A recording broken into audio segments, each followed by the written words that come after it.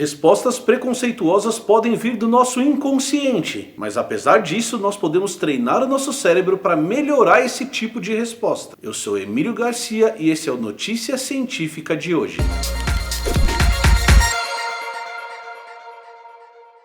Fala pessoal que está em quarentena, tudo bem com vocês? Apesar de já fazer 4 semanas que nós estamos em casa e de eu entender plenamente quais são os desafios mentais e econômicos pelos quais a gente está passando, dados coletados no mundo inteiro têm nos mostrado que essa é a melhor alternativa para combater a pandemia. Muitos economistas inclusive defendem que parar cedo e parar de verdade pode ter um resultado econômico melhor a longo prazo. Dados de epidemia no passado mostram que cidades que pararam antes e pararam de verdade se recuperaram economicamente mais rápido dessa pandemia do que cidades que não pararam ou que pararam muito tarde. Nós conseguimos enxergar isso muito claramente em dados de cidades dos Estados Unidos coletados durante a gripe espanhola. Então, se você que está em casa puder ficar em casa, continuar em casa, diminuir demais o seu contato social, limitar o seu círculo social ao mínimo, não sair de casa em hipótese nenhuma, a não ser para ir ao supermercado, ou ir à farmácia, ou ir ao médico, você vai estar contribuindo demais nesse momento que a gente está passando. Dessa maneira, nós vamos ajudar aquelas pessoas que realmente precisam sair de casa, que trabalham em serviços essenciais, e aos profissionais de saúde que estão nos ajudando no dia a dia na frente de combate a essa pandemia. Ficar em casa é a melhor escolha do ponto de vista científico. E é isso que nós aqui no Babalogia defendemos. Não sei se vocês chegaram a ver um documentário chamado Free Solo. Ele ganhou o Oscar, de um alpinista chamado Alex Honnold. Não sei se vocês viram, mas se vocês tiverem a oportunidade de ver, não a percam. Você vai passar 2 horas sentado na ponta do sofá, esperando que um cara que está escalando sem equipamento nenhum caia, apesar de você ter certeza absoluta que ele não vai cair.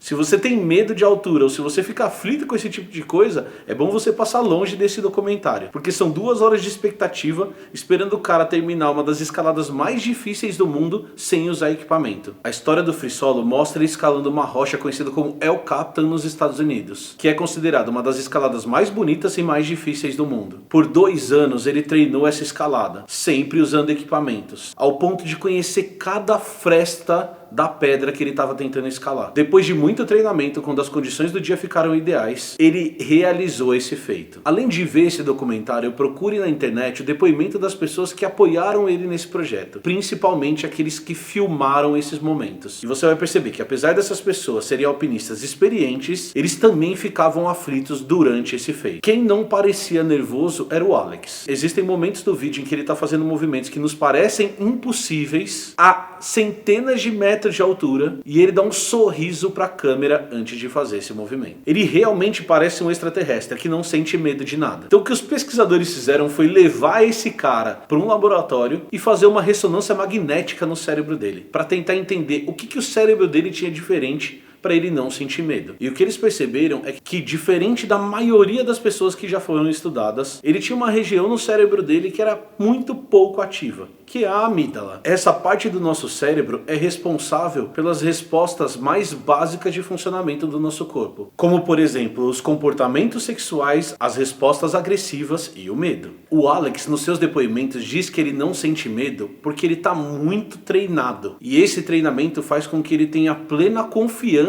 do que ele está fazendo. E a hora que você faz uma análise do cérebro dele, parece que realmente o cérebro dele acredita nisso. Mas o que esse escalador e os nossos preconceitos têm a ver? Para tentar entender como o nosso cérebro reage a estímulos que a gente não está acostumado, os pesquisadores colocaram os objetos de pesquisa, ou seja, as pessoas, num aparelho de ressonância magnética e apresentavam estímulos diferentes do que eles estavam acostumados. Um experimento, por exemplo, colocava as pessoas escutando um áudio com alguém falando a língua nativa daquela pessoa que estava sendo estudada, e depois ele colocava o mesmo áudio com uma pessoa com sotaque diferente. Quando ele fazia isso, quando ele colocava a pessoa escutando a língua que ele estava acostumada, sem sotaque, o cérebro não acendia tanto, só a parte da audição acendia. Por outro lado, quando os pesquisadores colocavam o áudio da pessoa com sotaque, diferentes partes do cérebro, que não só a audição, se acendiam. As partes do nosso cérebro que reagem a esse tipo de estímulo que a gente não está acostumado são o córtex pré-frontal, o córtex temporal e principalmente a amígdala. Esses dados da parte do nosso cérebro que são ativas quando a gente está passando por essa experiência, nos mostra que, por mais que a gente tente racionalizar, o nosso subconsciente já está produzindo uma resposta a esse estímulo. E essa resposta não foi analisada com calma pelo nosso cérebro. Ela é muito rápida e instintiva. O nosso subconsciente, ele já sabe o que ele conhece